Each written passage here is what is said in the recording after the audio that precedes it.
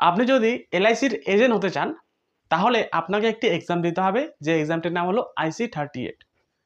আমরা এই ভিডিওতে দেখাতে চলেছি এই IC38 রিলেটেড 214টা প্রশ্ন এবং অ্যান্সার। যেই কোশ্চেন এবং অ্যান্সারগুলো যদি আপনি পড়েন তাহলে অতি অবশ্যই আপনি কিন্তু পাস করে যাবেন এই IC38 এর এক্সামটি। তো দেখুন, এই IC38 এর মধ্যে টোটাল 10টি চ্যাপ্টার অ্যাভেলেবেল রয়েছে। বীমার ভূমিকা, বীমার মূল উপাদান, বীমার নীতি, বীমার চুক্তির বৈশিষ্ট্য, দায় গ্রহণ এবং নির্ধারণ, দাবি, প্রক্রিয়াকরণ, নথিপত্র, গ্রাহক সেবা, অভিযোগ প্রতিকারের ব্যবস্থা এবং বীমা এজেন্টের জন্য নিয়ন্ত্রক ভবিষ্যৎ। এই যে 10টি চ্যাপ্টার রয়েছে না, এই 10টি চ্যাপ্টারের উপর ভিত্তি করে আমি কিন্তু টোটাল 214খানা কোশ্চেন এবং অ্যান্সার তৈরি করেছি এবং প্রত্যেকটি ভিডিওতে কিন্তু 25টি করে কোশ্চেন এবং অ্যান্সার আপনাদেরকে বোঝাবো, যাতে আপনারা বুঝতে পারেন কোশ্চেনের সাথে সাথে অ্যান্সারগুলো।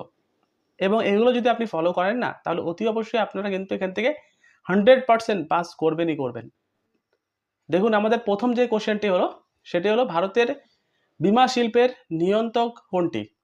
আমাদের ভারতীয় যে জীবন বীমা নিগম রয়েছে সেটাকে নিয়ন্ত্রণ কে করে? Insurance authority of India, insurance regulatory and development authority of India, যেটাকে IRDAI বলে, না life insurance corporation of India, না general insurance corporation of India? তো বন্ধুরা, সঠিক অ্যান্সার হবে insurance regulatory and development authority of India. এই IRDAI হলো আমাদের ভারতবর্ষের বীমা শিল্পের জন্য নিয়ন্ত্রক। যেমন ব্যাংকে RBI হয়, অমনি ঠিক একইভাবে জীবন বীমার ক্ষেত্রে কিন্তু IRDAI নিয়ন্ত্রক করে। নেক্সট কোশ্চেন দেখে নিব। দেখুন কোশ্চেন নাম্বার 2, নিম্নলিখিতগুলির মধ্যে কোনটি ঝুঁকির একটি গৌণ বোঝা? এখানে টোটাল 4টি ঝুঁকির কথা বলছে। এই 4টি ঝুঁকির মধ্যে আপনাকে বেছে নিতে হবে কোনটি গৌণ বোঝার ঝুঁকি।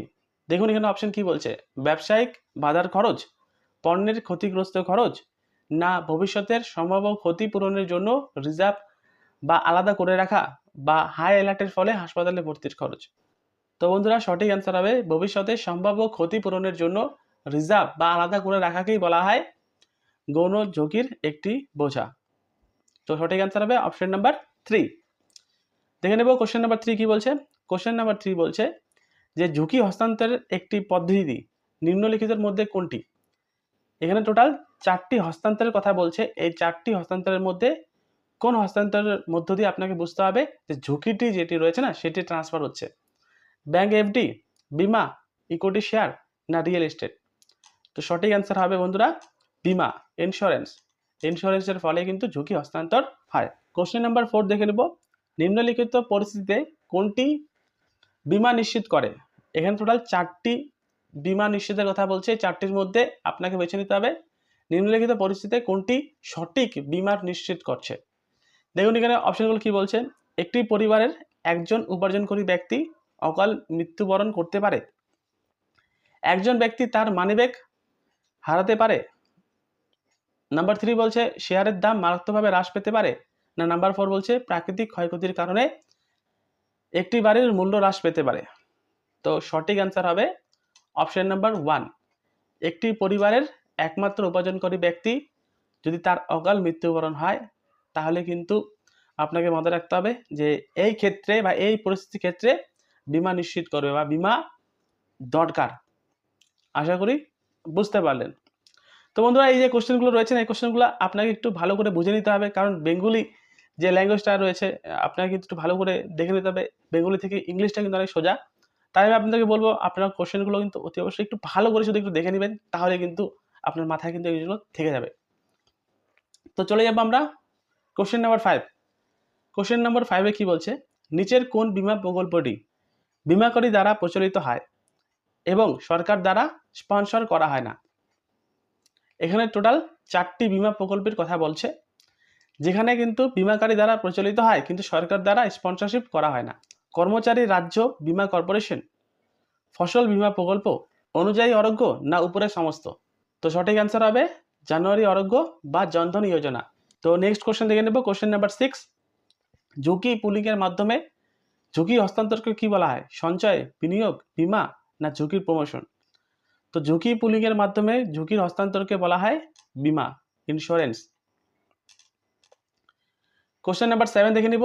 ঝুঁকি সংগঠিত হওয়ার সম্ভাবনা কমানোর ব্যবস্থাগুলি হিসাবে পরিচিত ঝুঁকি ধরে রাখা, ক্ষতি প্রতিরোধ করা, ঝুঁকি হস্তান্তর করা, না ঝুঁকি এড়ানো?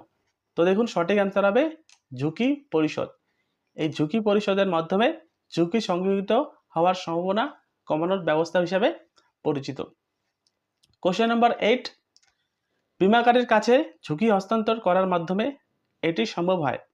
কখন বীমাকারীর কাছে ঝুঁকি হস্তান্তর করার মাধ্যমটা যেটা হয় সেটা কিন্তু সম্ভব হয়। দেখুন এখানে অপশন কি বলছে, আমাদের সম্পদ সম্পর্কে অসাবধান হওয়া, না ক্ষতির ক্ষেত্রে বীমার থেকে অর্থ উপার্জন করা, না অপশন নাম্বার 3 আমাদের সম্পদের মুখোমুখি সম্ভাব্য ঝুঁকি উপেক্ষা করা, না অপশন নাম্বার 4 মানসিক শান্তি উপভোগ করা এবং আরও কার্যকলাপের হিসাবে ব্যবসা পরিকল্পনা করা। তো বন্ধুরা সঠিক অ্যান্সার হবে অপশন নাম্বার 4 মানসিক শান্তি উপভোগ করা এবং আরও কার্যকরভাবে নিজের ব্যবসাকে পরিকল্পনা করা। তো এটির মানে হলো যে বীমাকারীর কাছে ঝুঁকি হস্তান্তর হচ্ছে। এক কথায় বলতে গেলে বীমাকারীর কাছে যখন ঝুঁকিটা হস্তান্তর হবে সে সময় কিন্তু মানসিক শান্তি উপভোগ করা যাবে এবং কার্যকরিতভাবে নিজের ব্যবসা পরিকল্পনা প্রভৃতি কিন্তু করতে পারবে। কোশ্চেন নাম্বার 9 দেখে নিব, আধুনিক বীমা ব্যবসার উৎপত্তি কোথা থেকে হয়েছিল? বটমারি থেকে হয়েছিল, লরেন্স থেকে হয়েছিল, না রোলেন্স থেকে হয়েছিল, না মহল কমিটি থেকে হয়েছিল?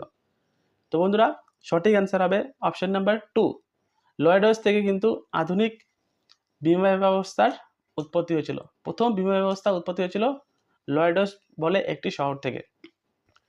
কোশ্চেন নাম্বার 10, বীমা প্রসঙ্গে ঝুঁকি ধরে রাখা এমন একটি পরিস্থিতিও নির্দেশন করে যেখানে ক্ষতি বা ক্ষতির সম্ভাবনা নেই, ক্ষতিকারক ঘটনার কোনো মূল্য নেই, সম্পত্তি বীমা দ্বারা অশান্তিত, না ঝুঁকি এবং তার প্রভাব বহন করার সিদ্ধান্ত নেয়? তো সঠিক অ্যান্সার হবে ঝুঁকি এবং তার প্রভাব করার সিদ্ধান্ত নেয়, একে বলা হয় ঝুঁকি ধরে রাখা।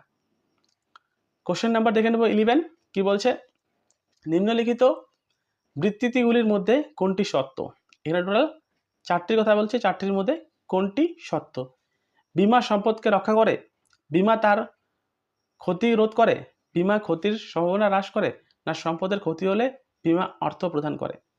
তো সঠিক অ্যান্সার হবে সম্পদের ক্ষতি হলে বীমা কিন্তু অর্থ প্রদান করে।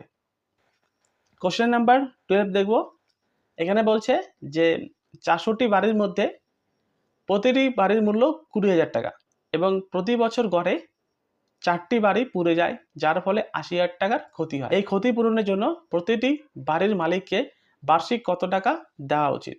100 টাকা, 200 টাকা, 800 টাকা, না 400 টাকা? তো সঠিক অ্যান্সার হবে 200 টাকা। কারণ এই যে 4টি বাড়ি ক্ষতি হচ্ছে যার দাম হচ্ছে 20,000 টাকা করে, 4 × 20 যদি করেন তাহলে 80,000 টাকা হচ্ছে। এই 80,000 টাকায় যদি 400 লোক যদি ভাগ করেন তাহলে গড় এভারেজে যে প্রিমিয়ামটি দেওয়া উচিত সেটি কিন্তু 200 টাকা করে। তো নেক্সট কোশ্চেন দেখে নেব, কোশ্চেন নাম্বার 13। কোশ্চেন নাম্বার 13তে কি বলছে, নিম্নলিখিত বিবৃতিগুলির মধ্যে কোনটি সত্য? বীমা হলো অনেক ব্যক্তির ক্ষতি ভাগ করে নেওয়ার পদ্ধতি। বীমা হলো একজন ব্যক্তির ঝুঁকি অন্য ব্যক্তির কাছে হস্তান্তর করার একটি পদ্ধতি। বীমা হলো একজন অনেক ব্যক্তির ক্ষতির ভাগ করে নেওয়ার একটি পদ্ধতি, না বীমা হলো একজন অনেক ব্যক্তির লাভের অনেকের কাছে হস্তান্তর করার একটি পদ্ধতি? তো সঠিক অ্যান্সার হবে অপশন নাম্বার 3 বীমা হলো একজন অনেক ব্যক্তির ক্ষতির ভাগ করে নেওয়ার পদ্ধতি। আপনি ধরেন একটি বীমা করছেন অথবা XYZ যে কোনো একজন ব্যক্তি বীমা করেছেন এবং তাদের যে ক্ষতির ভাগ যেটা হচ্ছে না সেই ক্ষতির ভাগটি নেওয়াকেই বলা হয় বীমা। নেক্সট কোশ্চেন দেখে নিব, ঝুঁকি গ্রহণের আগে বীমাকারীরা কেন সম্পত্তির জরিপ এবং প্রদর্শন ব্যবস্থা করে? রেটিং এর উদ্দেশ্যে ঝুঁকি মূল্যায়ন করা, বীমাকৃত ব্যক্তি কিভাবে সম্পত্তি কিনেছে তা খুঁজে বের করা, অন্যান্য বীমাকারীরা সম্পত্তি পরিদর্শন করছে কিনা তা খুঁজে বের করা, না প্রতিবেশী সম্পত্তি তো বীমা করা যেতে পারে কিনা তা খুঁজে বের করা? তো সঠিক অ্যান্সার হবে অপশন নাম্বার 1 রেটিং এবং উদ্দেশ্যের ঝুঁকি মূল্যায়ন করাকেই বলা হয় যে বীমাকারীর আগে সম্পত্তি জরিপ এবং পরিদর্শন করার ব্যবস্থা। নেক্সট কোশ্চেন দেখে নেব, কোশ্চেন নাম্বার 15 বা 15 কি বলছে, দেখুন নিচের কোনটির বিকল্প? এখানে টোটাল 4টি বিকল্পের কথা বলছে, এই 4টির মধ্যে কোনটি বিকল্প কি বলছে দেখুন, বীমার প্রতিক্রিয়াকে সবচেয়ে ভালোভাবে বর্ণনা করে, কয়েকজনের ক্ষতি ভাগ করে নেওয়া, কয়েকজনের ক্ষতি অনেক দ্বারা ভাগ করে নেওয়া, না অনেকজনের ক্ষতি ভাগ করে নেওয়া, না ভর্তুকির মাধ্যমে ক্ষতি ভাগ করে নেওয়া? তো সঠিক অ্যান্সার হবে কয়েকজনের ক্ষতি অনেকের দ্বারা ভাগ করে নেওয়াকেই বলা হয় বীমার প্রতিক্রিয়া। কারণ দেখুন, অনেকজন ইন্স্যুরেন্স করছেন এবং সেই ইন্স্যুরেন্স ব্যক্তির থেকে কয়েকজনের যে ক্ষতি হচ্ছে সেই ক্ষতিটাকে ভাগ করে নেওয়াকেই বলা হয় বীমা। নেক্সট কোশ্চেন, গ্রাহকের জীবনকাল মূল্য বোঝাতে কি বোঝায়? যোগফল গ্রাহক সেবা প্রদানের সময় জীবন দশায় কত খরচা, ব্যবসার উপর ভিত্তি করে গ্রাহকের র্যাঙ্ক দেওয়া, না গ্রাহকের সাথে দীর্ঘমেয়াদী সম্পর্ক তৈরি করে অর্জন করা যেতে পারে এমন অর্থনৈতিক সুবিধার যোগফল, না গ্রাহকের জন্য সর্বাধিক বীমা? তো সঠিক অ্যান্সার হবে গ্রাহকের সাথে দীর্ঘমেয়াদী সম্পর্ক তৈরি করে অর্জন করা যেতে পারে এমন অর্থনৈতিক সুবিধার যোগফলকে বলা হয় জীবনকালীন মূল্য বোঝানো। দেখে নেব নেক্সট কোশ্চেন। কোশ্চেন নম্বর 17 কি বলছে? এমন পরিস্থিতি চিহ্নিত করুন যেখানে বীমার প্রয়োজনীয়তা নিয়ে বিতর্কের প্রয়োজন নেই। সম্পত্তি বীমা, ব্যবসায়ী দায় বীমা, তৃতীয় পক্ষের দায়ের মেটানোর মোটর বীমা, না অগ্নি বীমা? তো সঠিক অ্যান্সার হবে অপশন নাম্বার 3, তৃতীয় পক্ষের দায়ের জন্য মোটর বীমা বা থার্ড পার্টি পলিসি যেটাকে বলা হয়।